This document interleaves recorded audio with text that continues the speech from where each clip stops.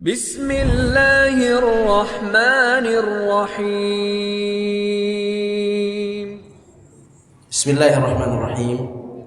Assalamualaikum warahmatullahi wabarakatuh. Alhamdulillahi rabbil alamin. La nuhsi thana'an 'alaika anta rabbuna kama athnaita 'ala nafsik falakal hamdu hatta tarda wa lakal hamdu idza radita wa lakal hamdu ba'da ar-ridha. Thumma as-salatu wassalamu ala nabiyyina Muhammadin wa ala alihi wa sahbihi wa man tabi'ahum bi ihsanin ila yaumiddin, amma ba'd. Allahumma inna nas'aluka ilman nafi'a wa rizqan tayyiba wa amalan mutaqabbala ya rabbal alamin. Allahumma amin. Kaum muslimin yang dirahmati Allah Subhanahu wa taala, jamaah Masjid Jami' At-Thayyibah yang semoga dimuliakan, dirahmati oleh Allah Subhanahu wa taala. Puji syukur kepada Allah, seraya berdoa semoga Allah menerima ibadah kita dan mengampuni dosa-dosa kita. Amin. Salat dan salam kepada Nabi kita Muhammad sallallahu alaihi wasallam. Allahumma salli wa sallim wa barik ala nabiyyina Muhammad. Baik, terima kasih Pak Peter, jazakumullah khairan. Yang pertama, ini kita akan membahas sedikit tentang pertanyaan minggu yang lalu, yaitu apa perbedaan fardu dan wajib. Menurut kebanyakan para ulama, mayoritas ulama, fardu dan wajib itu sama saja. Sudah? Ya, jadi fardu dan wajib itu sama saja. Yang membedakan hanyalah Al-Imam Hanafi. Tapi yang lainnya, kalimat fardu dan wajib maknanya satu, yaitu lawan dari sunnah, atau sisi lain dari kebalikan dari sunnah. Sesuatu yang harus dikerjakan disebut wajib atau fardu. Nah, kemudian yang kedua, untuk safar itu 85 km menurut mayoritas ulama. Pendapat yang kami pegang itu pendapat 85 km. Baik, ada pendapat yang lain ulama yang mengatakan tidak ada batas, tapi kami mengikut pendapat yang batasnya 85 km. Baik, itu one way, satu jalan, atau return ya, atau di jumlah ya. Jawabannya satu jalan. 85 meter itu satu kali jalan, jarak tempuh, bukan jarak pulang pergi. Kalau jarak pulang pergi nanti mikrolet musafir. Jadi berdasarkan itu maka mikrolet bukan musafir. Mikrolet bukan musafir, karena safar itu jarak yang ditempuh dalam satu kali jalan. Baik, yang ketiga, tadi sopir angkut sudah selesai ya. Siapa yang bekerja yang menempuh tidak sampai 85 maka tidak musafir. Kalau pulang pergi 85 juga tidak musafir. Harus satu kali jalan 85 maka musafir. Nah, untuk ibu hamil dan menyusui nanti kita bahas, karena ibu hamil menyusui ini pembahasannya dalam sebenarnya, agak rumit. Jadi nanti kita bahas. Bismillahirrahmanirrahim. Sekarang kita masuk ke dalam bab masih mengenai qada dan fidyah, tentang siapa-siapa yang boleh tidak puasa. Masih masalah itu, masih masalah siapa saja yang boleh tidak berpuasa, atau orang-orang yang mendapatkan keringanan. Hari ini kita masih membahas itu, orang-orang yang mendapatkan keringanan berpuasa. Baik, kemarin sudah kita sampaikan, musafir wajib puasa atau tidak? Tidak, enggak dijawab nih. Musafir wajib puasa atau tidak? Tidak wajib musafir. Orang yang sakit wajib atau tidak? Tidak. Sakit ada dua. Sakit dapat sembuh, sakit tidak dapat sembuh menurut medis. Yang dapat sembuh diganti dengan apa? Ganti dengan puasa, qada. Yang tidak dapat sembuh, penyakit yang panjang, ganti dengan fidyah.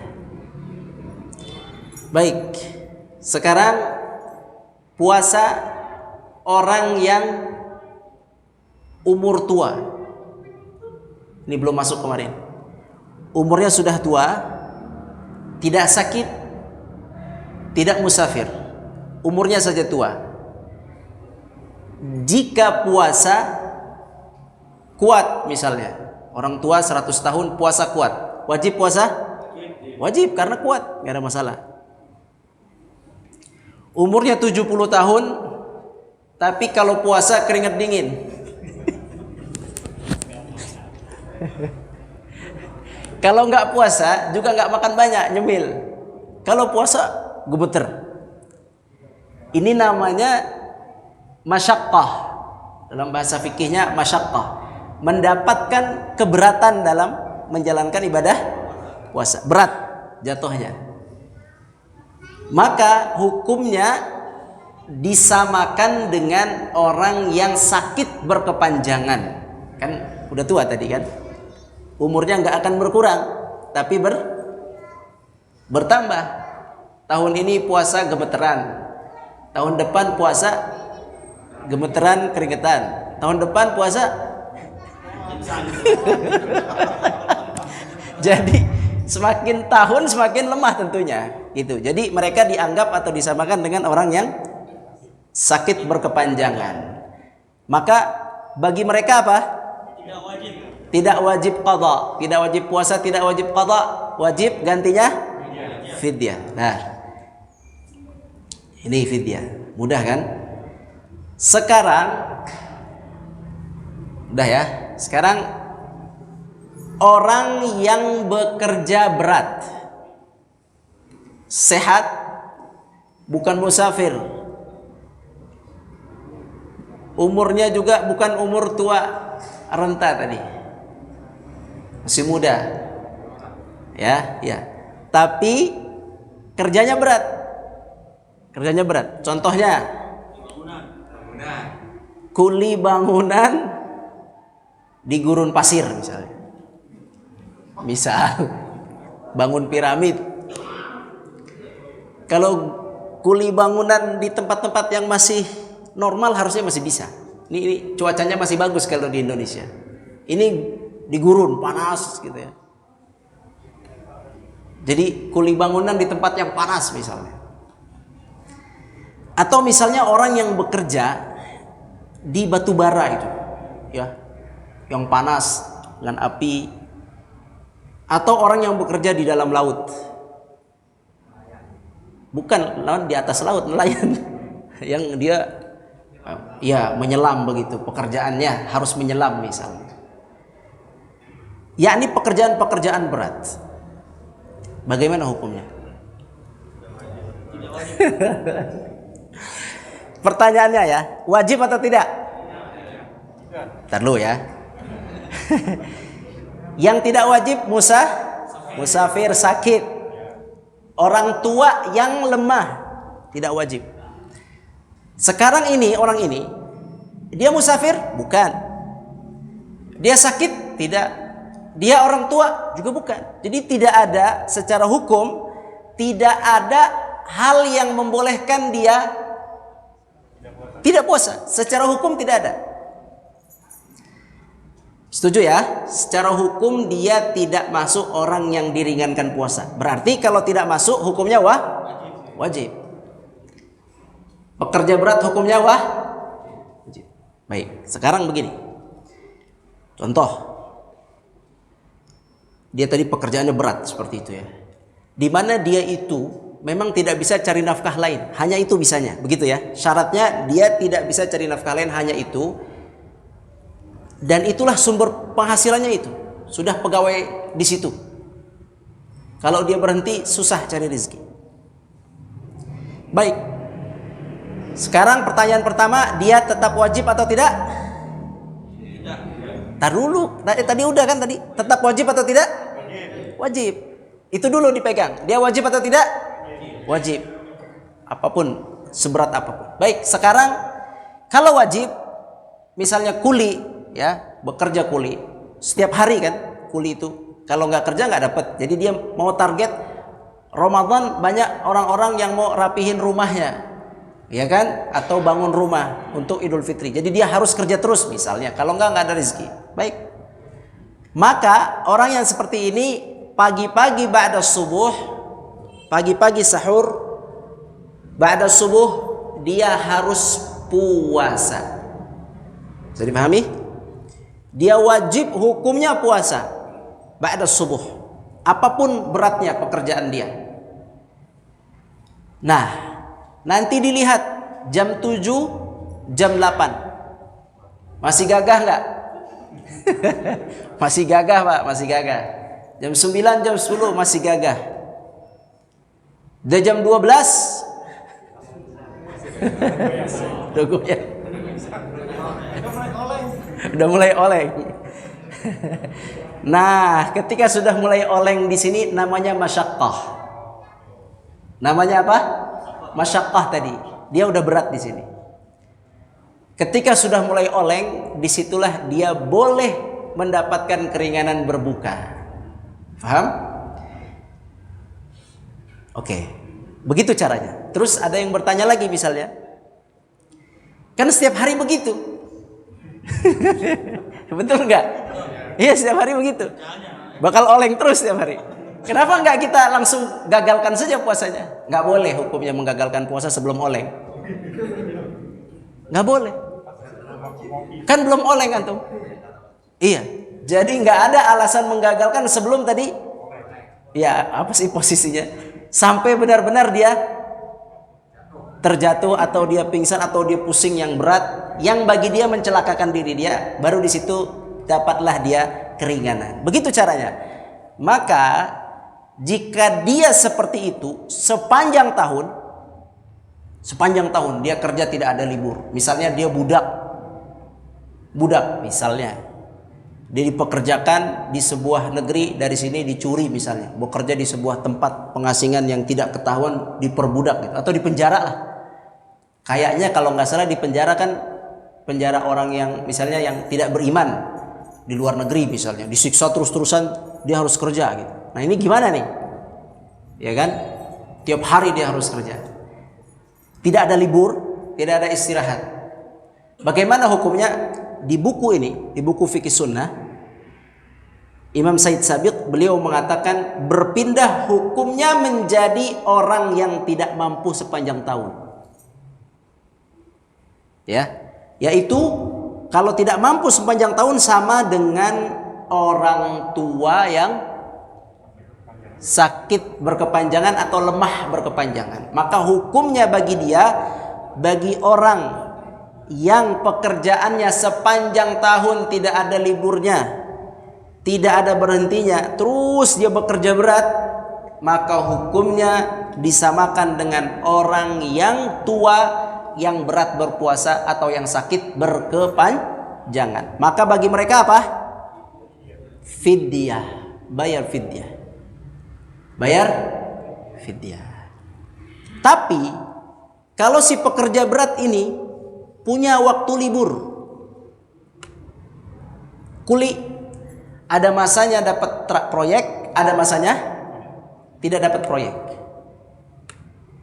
Maka kuli yang tadi, profesi kuli yang 1 bulan tidak mampu berpuasa, maka dia wajib membayarnya ketika dia tidak bekerja keras. Qadha. Sebab ada masa dia mampu untuk membayar qadha tersebut. Tidak boleh dia fidyah.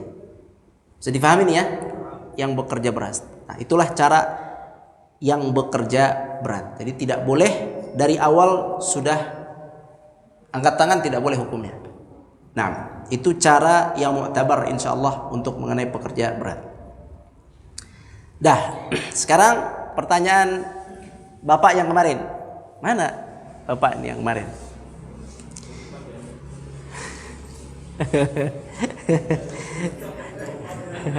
Ada ya? Kurang ini. Yaitu sekarang ceritanya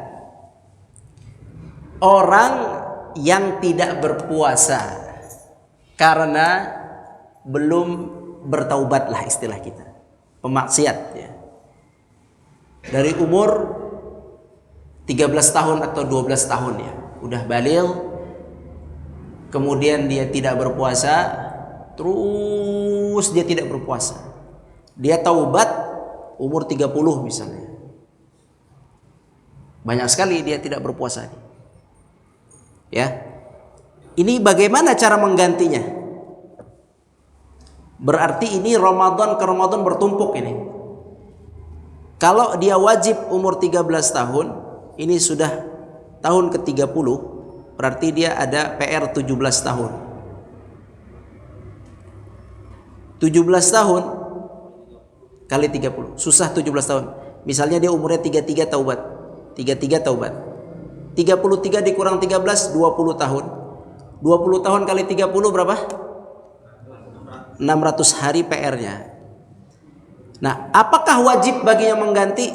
Wajib dia mengqadha yang 600 hari tersebut. Subhanallah. Ya. Ya dulu ente kemana aja? Kan gitu ya. Dulu dia kemana aja? Iya. Nah, bagaimana cara menggantinya? Nah, ini sebentar, ini Anda jelaskan dulu cara mengganti puasa yang ditinggalkan bertahun-tahun.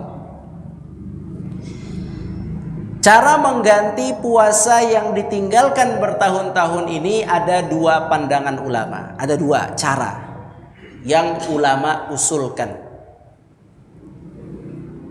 Cara yang pertama, qadha dan fidyah. Cara yang pertama apa? Dua-duanya. Dia harus qadha, dia kena denda, fidyah. Denda mengakhirkan pembayaran qadha sampai Ramadan berikutnya kena fidyah.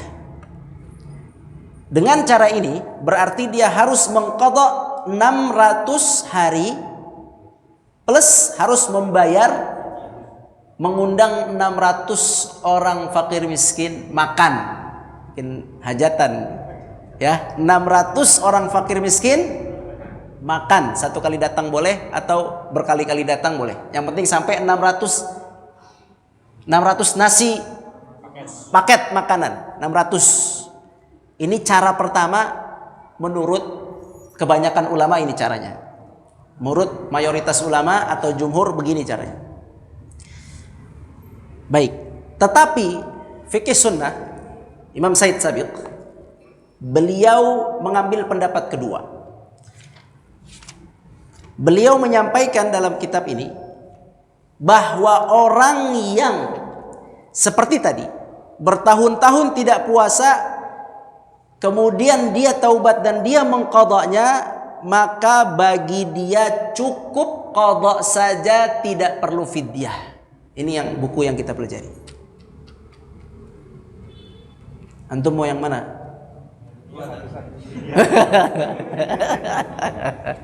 Yang gampang. Sebenarnya cara mengambil hukum gimana sih? Ayo anak ajarin cara mengambil hukum. Karena ustadznya banyak kan? Iya kan? Ada ustadz fulan, ustadz fulan, ustadz fulan. Cara ngambil hukum buat kita yang tidak mengerti teks-teks ini kan pendalilannya banyak ya, rumit ini. Puasa ini rumit. Cukup rumit masalah qadha fidyah, rumit ini. Nah, ini ada cara nih, orang yang tadi 600 hari PR belum bayar, ada dua cara. Qadha fidyah, qadha saja. Gimana sih caranya? Bagi kita orang awam, termasuk Ana juga sama. Dalam kondisi sulit, Ana harus melakukan hal yang sama. Bagaimana caranya? Pertama, harus bertanya. Tamam? Bertanya. Yang kedua, kita bertanya kepada seorang yang kita yakini ilmu dan kezuhudannya. Ilmunya. Ada ustadz fulan A, B, C, D. Anda punya 3 ustadz. Tiga-tiganya nih. Anda tanya A, B, C. Boleh nggak? Boleh. Ana tanya tiga-tiganya boleh, nggak ada masalah. Terus bagaimana ana mengambil pendapat siapa? Ana mengambil pendapat yang mana? Yang paling ringan, yang paling berat, atau yang mana?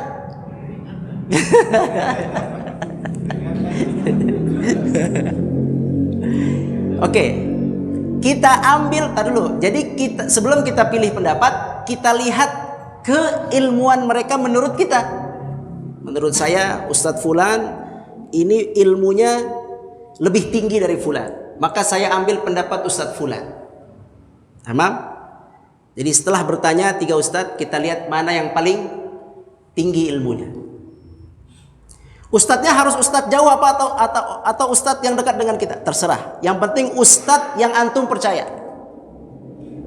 Karena ada sebagian jamaah percaya sama Ustadz Fulan, nggak percaya sama Ustadz Fulan. Iya begitu.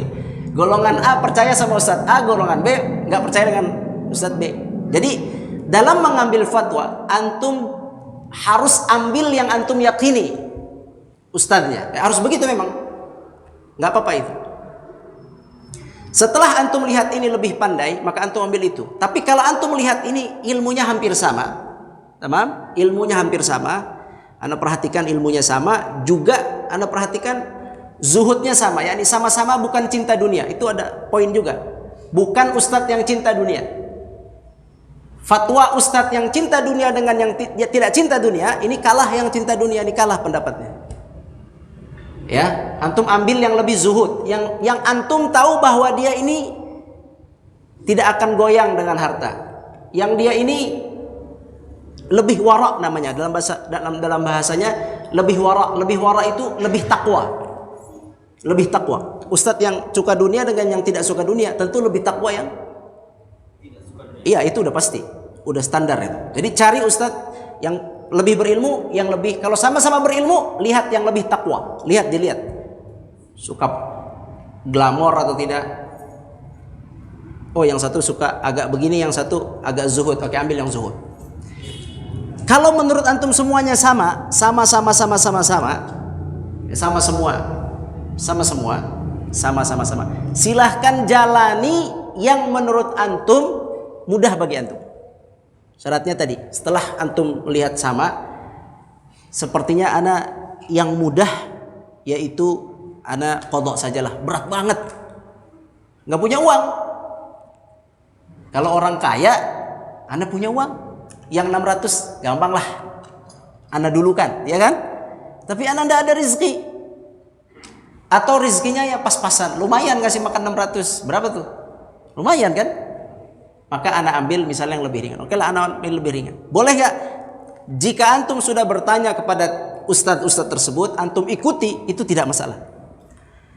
Jadi madhab para penuntut ilmu atau orang-orang awam seperti kita ini, madhab kita adalah madhab ustadznya. Jadi kalau antum bilang kata Ustadz Rizal begini, boleh antum bilang gitu.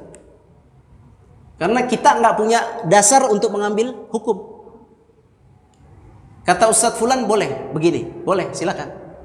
Tapi sebaiknya Ustadz itu antum kenal dia, itu lebih baik. Jadi antum murid beliau, antum ambil fatwa-fatwanya, itu lebih baik. Dibanding antum lihat internet sono, internet sini, kata Fulan dalam internet begini, itu lebih bahaya. Jadi lebih baik antum cari guru yang antum yakin, tanya, ikuti fatwanya. Boleh 1 guru, 2 guru, 3 guru, terserah. Begitu ya. Baik, jadi kalau dalam kitab ini yang tadi, kitab Said Sabiq, ana kira ini bisa jadi mu'tamad, bisa jadi pegangan, bahwa orang yang seperti tadi 600 punya hutang 600 hari, dia cukup qadha, tidak perlu fidyah. Ana kira ini bisa jadi, ana pun mengikut pandangan ini. Ya, Anda mengikut pandangan bahwa tidak perlu fidyah. Baik. Dah. Cara mengqadha tadi sudah. Baik. Sekarang ibu hamil. Ini juga sama, rumit ibu hamil. Rumit sekali ibu hamil. Baik. Hamil dan menyusui. Ini kemana nih larinya nih? Kira-kira. Orang hamil musafir bukan? Bukanlah, dia di rumah. Orang hamil menyusui sakit bukan? Dia juga nggak sakit, sehat. Orang hamil menyusui masuknya orang tua bukan? Bukan juga. Jadi bagaimana cara menghukuminya? Nah, ini ulama berbeda pendapat. Ada yang menghukumi untuk yang hamil itu sama dengan sakit, yakni dianggap sakit hamil karena berat. Kalau dianggap sakit berarti orang hamil wajib apa? Qadha. Kalau dianggap sakit. Ada juga yang menghukumi orang hamil ini bagaikan orang yang lemah. Jadi ini ada yang mengatakan sakit, orang hamil masuk sakit berarti qadha saja. Ada yang mengatakan orang hamil ini masuk orang lemah sehingga dia fidyah saja. Anda baca aja buku ini ya, karena ini masalah rumit juga, panjang masalah ini. Baik, di sini di buku ini beliau lebih memilih pendapat Ibnu Umar dan Ibnu Abbas.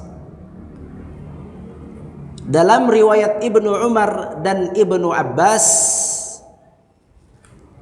diriwayatkan bahwa orang yang hamil, wanita hamil dan menyusui wajib fidyah, tidak wajib qadha. Ini pendapat yang diambil oleh Syekh Sabiq. Pendapat itu berdasarkan riwayat dari Ibnu Umar, Ibnu Abbas dan juga Sa'id Ibnu Jubair. Beliau mengatakan di sini,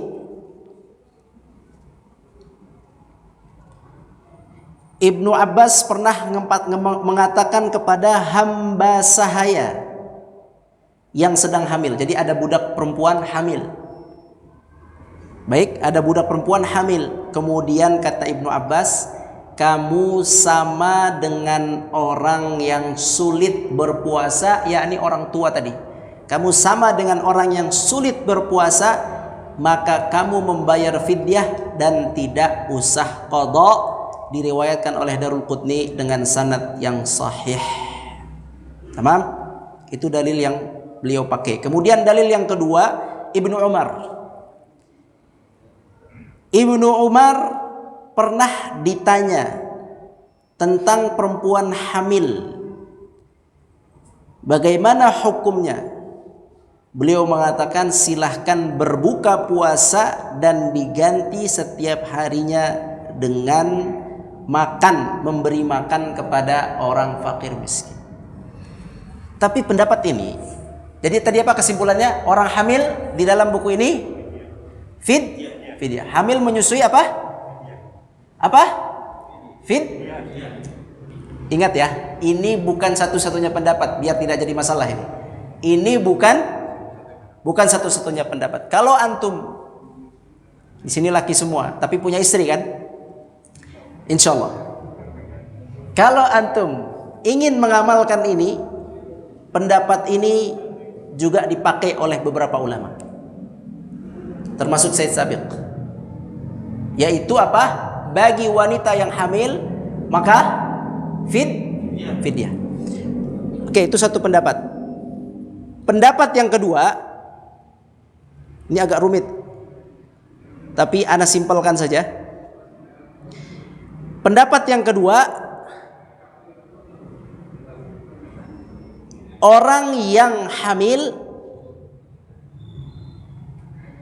karena mereka, ini agak sulit neraginnya tapi nggak apa-apa, karena mereka takut akan keselamatan diri sendiri atau keselamatan anaknya. Dia takut dirinya sakit, nggak kuat, dia takut anaknya sakit, dia takut masalah itu, dirinya sendiri atau dirinya dan anaknya. Sebab itu, maka bagi mereka qadha saja, tidak ada fidyah. Jadi gimana dong? Rumit, memang rumit masalah ini. Ya. Kalau ana, ya gimana nih caranya? Kalau antum tanya ana ya. Kalau ana melihat kondisi yang hamil. Kalau sang ibu hamil tiap tahun, hamil nyusuin. Iya, memang begitu. Ya. Ini juga ada pembahasan ulama yang membahas itu. Jika hamil menyusui, maka dia silahkan ambil pendapat Ibnu Abbas dan Ibnu Umar dan Sa'id radhiyallahu anhum, fidyah saja. Karena rajin hamil dan menyusui, dapat keringanan. Kan ada yang di kampung begitu. Tetapi jika dia hamil, tamam, orang kaya biasanya sudah hamil, dia lahiran terus tidak mau nyusui. Ada loh ibu-ibu yang nggak mau nyusui, banyak. Iya. Dikasih formula zaman sekarang. Kalau dulu titipin anaknya, tolong susuin anak saya bayar. Itu zaman dulu. Sekarang formula tidak mau nyusui. Maka orang seperti ini lebih baik atau dia kena kewajiban qadha, sebab dia sudah lepas dari tidak mampu.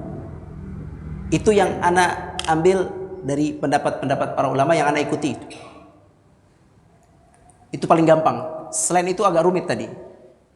Ada yang qadha dan fidyah, ada yang fidyah, agak rumit. Jadi gampangnya begitu. Silakan antum cek istri antum. Kalau rutin silahkan fidyah. Tapi kalau udah habis lahiran, dikasih apa namanya tuh, pencegah hamil, ya udah siap-siap qadha. Gitu. Wallahu a'lam. Ya, ada yang silakan. Baik, jazakallahu Ustaz atas penjelasannya. Bapak Ibu yang ingin bertanya dipersilakan, punya satu pertanyaan mungkin. Oke, Nah, PRT silakan. Ya. Assalamualaikum warahmatullahi wabarakatuh. Assalamualaikum warahmatullahi Saya wabarakatuh. garis bawahi tentang pembayaran fidyah tadi, Fidyah. terutama yang faktor umur uzur atau umur lansia. Hmm. Karena saya bakalan jadi lansia juga nih. Nah, Umur kurang lebih 75 sampai 80 tahun. bismillah. Dia lemah, puasa tidak sanggup. Maka dia bebas untuk membayar qadha puasa, tapi bayar fidyah. Tetapi dia fakir miskin, Tat. Secara materi tidak mampu. Gimana hukumnya, Tat? Ya.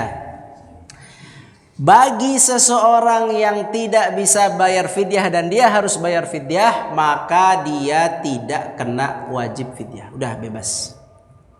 Udah bebas. Dah? Saya go, Tat. Ya.